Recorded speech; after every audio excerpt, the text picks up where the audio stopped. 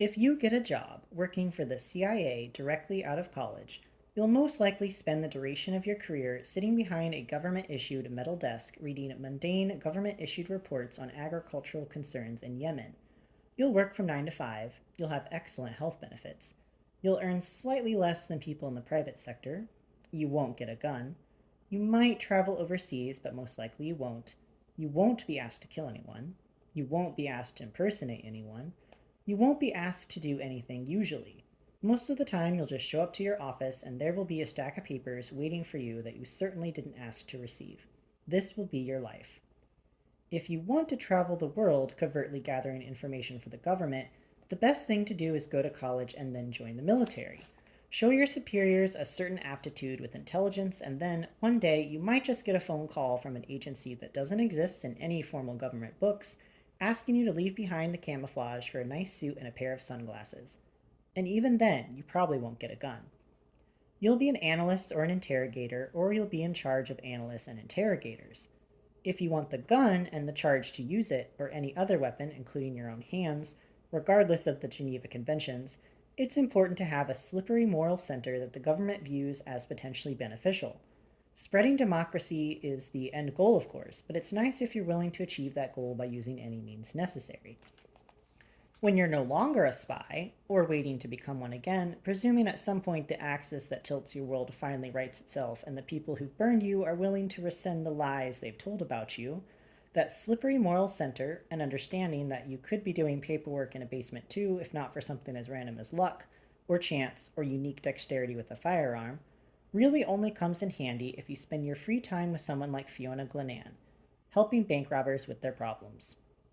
So, I said, just so we're clear, you kneecapped Cleet, cracked his coccyx, and broke his wrist all in under 10 seconds.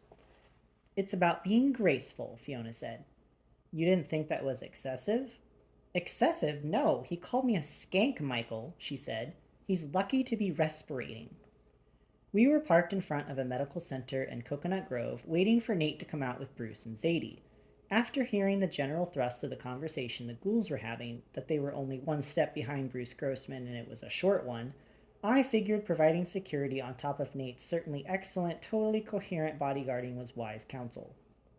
And how long to dispose of the man in the hall? What did you call him? The hobbit was less than 5 seconds. One motion and then to the ground he went. Less than 5 seconds, really. It happened so quickly it couldn't even really be measured in time, Fiona said. The medical plaza teemed with activity, but thus far, no one who looked like they manufactured crystal meth for fun and profit. Most likely, those people were trying to figure out how one tiny woman was able to get by 3 different men without a peep being made. There was a good chance that at least Cleet would claim there was more than one person involved, as his pride was likely so high that admitting the truth was worse than the pain of the truth itself. That is, if they didn't kill him for letting someone in. The phone recorded 15 minutes of conversation, ending with the sounds of a person picking up the phone and slamming it into something, most likely the toilet. Maybe the wall, but certainly something solid enough to destroy it.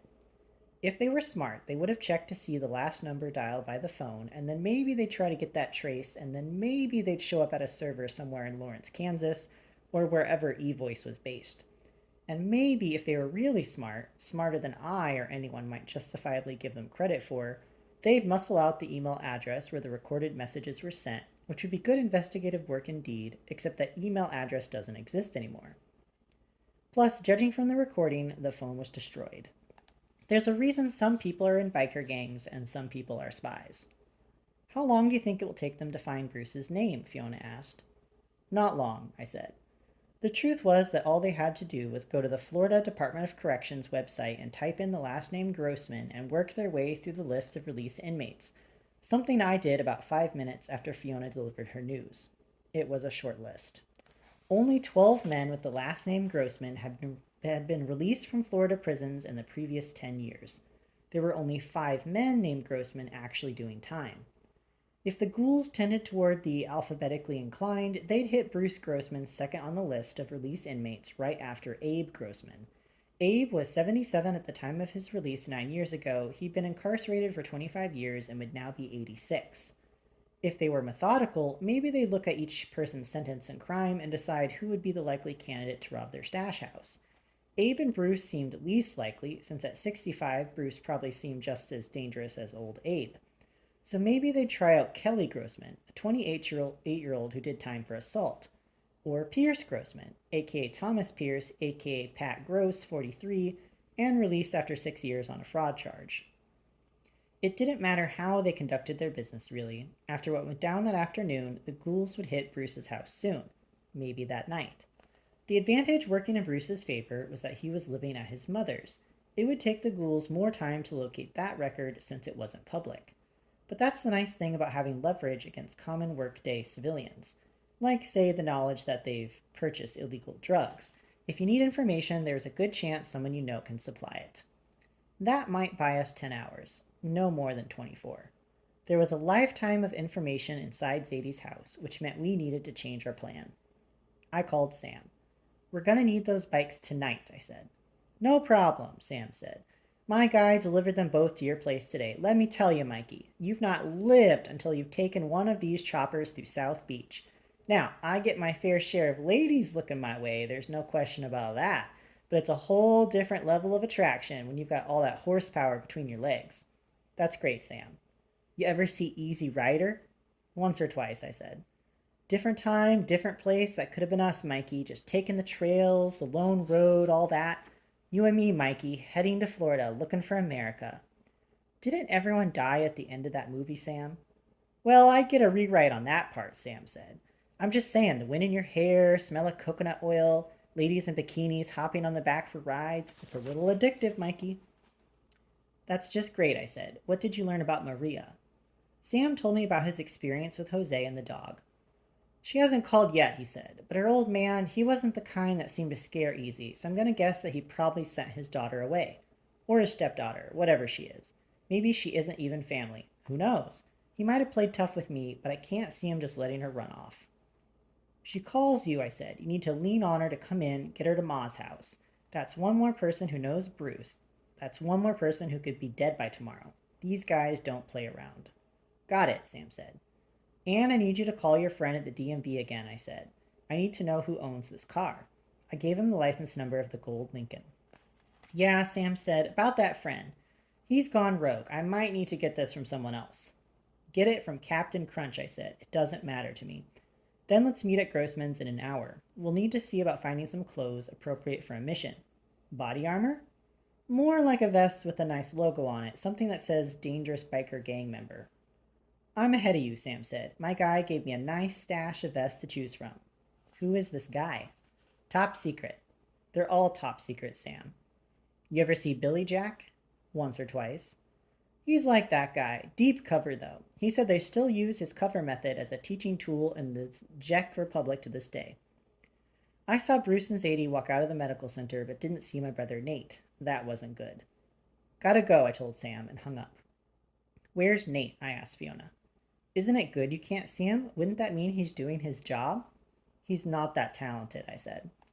I got out of the car and started cutting through the parking lot. Even though I didn't see anything dangerous, that didn't mean there wasn't something nearby. We were parked a good 100 yards from the entrance to the medical facility, close enough that I could see everything, far enough that Zadie wouldn't see us and freak out. Keeping her sane and feeling safe was job one. But now they were standing in the wide open, an easy shot for anyone. This wasn't exactly a biker haven. The medical center where Zadie went for her radiation was just a block from Coco Walk, the make-believe downtown of Coconut Grove, so most of the people on the adjacent streets had that vacant, zombie look of people who just want some Hooters wings or a slice of 15,000-calorie Cheesecake Factory cheesecake. But in the last decade, biker gangs in Miami haven't been shy about fighting right out in the open. It's sort of their thing. What would you do if you saw 15 men with bats smacking the crap out of someone? If you were smart, you'd not intervene. At that moment, I didn't see anyone with bats, but I wanted to make sure that if they showed up, Bruce and Zadie would be safe. The only issue is that a parking lot in front of a medical center in Coconut Grove is more dangerous than a minefield. I dodged a Cadillac driven by a 100-year-old woman that was backing up whether or not anyone was behind it, and a Land Rover driven by a 120-year-old man who couldn't see above the wheel and didn't seem to mind. A Mercedes with a handicapped placard nearly ran me over from the side, perhaps because the car's windows were tinted black, to the point that you need a flashlight just to find your seatbelt. All that, and I still managed to keep my eyes on Bruce and Zadie. Where was Nate? A black Lincoln Town car skidded to a stop in front of me, 10 yards or so from the front of the medical plaza. Just as I was about to reach for my gun, the window rolled down. Easy there, big shot, Nate said. This isn't a pedestrian state. Actually, I said, it is, and this pedestrian almost shot you in the face. Where have you been? I wasn't going to just sit here in the parking lot, Nate said. What if someone made me? What if? I said. Nate didn't have an answer. He got out of the car and walked over to Bruce, and together they helped Sadie across the short path of the parking lot. Her face was flushed red and she was sweating. How are you? I asked her. Nuclear, she said, and then got into the back seat without saying another word. She's always pretty fired up after radiation, Bruce said. She's both wired and tired at the same time. It's a terrible way to be. I'm sorry, I said. There was a sad look on Bruce's face. I had to imagine that none of this was what he wanted from this life. But we make choices and we deal with the ramifications. His mother's illness was beyond his control. Everything else he'd done belonged to him. I guess we all get old, he said finally. That's the hope, I said, though I wasn't convinced that Bruce was going to be as old as his mother. He'd pissed off the wrong people. Where's that Fiona? He asked, his demeanor brightening noticeably. She's sitting in a car about 100 yards from here, I said. She's probably got a gun pointed at you, but don't take it personally. I don't, he said. May I ask you a personal question? No, I said. He ignored me. Is she your, girlfriend? Is that the right word? Yes, said Nate. No, I said. So if it's no, Bruce said, do you think I could, if everything works out here with us, ask her out? No, I said. No, Nate said. At last we agreed on something. Bruce shrugged. I thought I'd ask, he said. Get in the car, Bruce, I said. Bruce opened his mouth to say something, thought better of it, and then walked around to the other side of the car and got into the front passenger seat. Interesting guy, Nate said. That's not the word I'd use, I said. Last night, after you guys went to sleep, we sat up telling war stories. You know he robbed something like 100 banks? That's what he says, I said. Never once used a gun. Never even hurt anyone. That's what he told you? He even had a nickname. You want to hear it? The Idiot, I said. The Gray Grifter, Nate said. Fiona said he was called the Safe Deposit Bandit, I said. That's not much of a nickname, Nate said. No, I said, and he wasn't gray when he was robbing all of those banks. No? No, I said. 100 banks, really? He said he didn't have an exact number. Anything more than 3 or 4 is nails. Right, I said. Nails. Way he explained it, Nate said. He ended up only keeping the stuff he needed. Gave back most of it. Only stole from people he thought could really afford it. That seems okay to me in the long run. It was time to give Nate an object lesson. Where'd you get this car? It's a rental, he said. I didn't believe him, but that was an issue for another day. So if I saw you on the street, I said, it would appear you'd have enough money to weather the loss of whatever you might keep in your safe deposit box, right? Well, precisely, I said. He said he'd show me some tricks. And Dad and Mom once vowed to love each other through sickness and health, I said. Not everything is as it seems. Nate sucked on his bottom lip for a second. I always had to remind myself not to be so hard on Nate. But the problem was that he was like a dog who never learned to stop peeing on the rug. You loved the dog, but man, you got sick of cleaning up after it made a mess. Listen, I said. Things are heating up. I need you to get Bruce and Sadie back to Ma's, but I want you to go a different route than the one you took here. How many routes are there? Do you remember when we were kids? Nate smiled. Of course he remembered. He was still a kid, perpetually 16 or so. Yeah, I remember that. Remember that time I stole that Corvair from the neighbors? The white one? No, the black one, I said. Right, he said. That was a classic. Remember how we drove it around the neighborhood but never crossed the same streets so that we made a big growing box around the house? No. Well, that's what I did. That's what I want you to do, but do it the opposite way. Go wide and then narrow down to the house. Anyone following you is going to become obscenely obvious. And what do I do if someone is following me? You know where the county jail is? I asked. Nate gave me a grave look. Don't go in, just park in front of it and then call me. That's just like stealing a Corvair, he said. He got into the Lincoln and I watched him pull out into traffic. He'd be fine, I knew that. It didn't hurt to give him some advice now and then.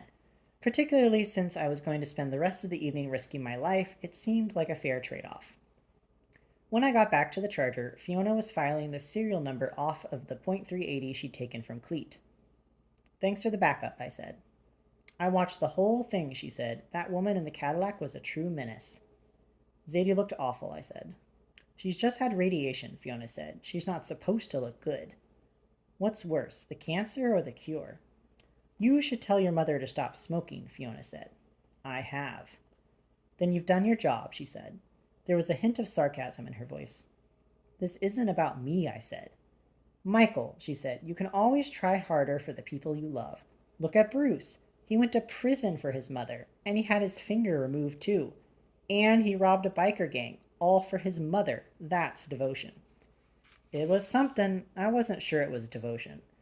He told Nate that he's robbed hundreds of banks, I said. Maybe he has. Doesn't that make him worse than me? Fiona put the .380 into her purse but didn't say another word. She didn't have to, I suppose. Any woman filing the serial number off of a .380 has her own set of rules. We need to go to a hardware store, I said. You up for an arts and crafts project? I love it when you sweet talk me, she said.